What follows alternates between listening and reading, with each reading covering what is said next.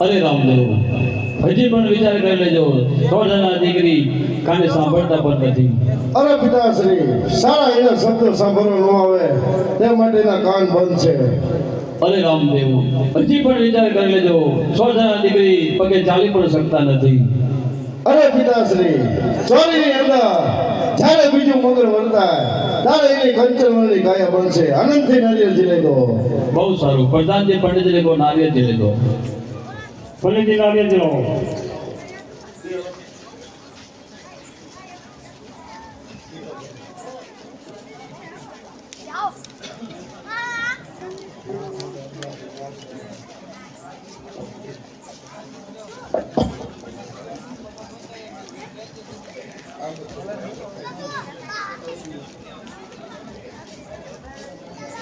એ સોનેરી નારી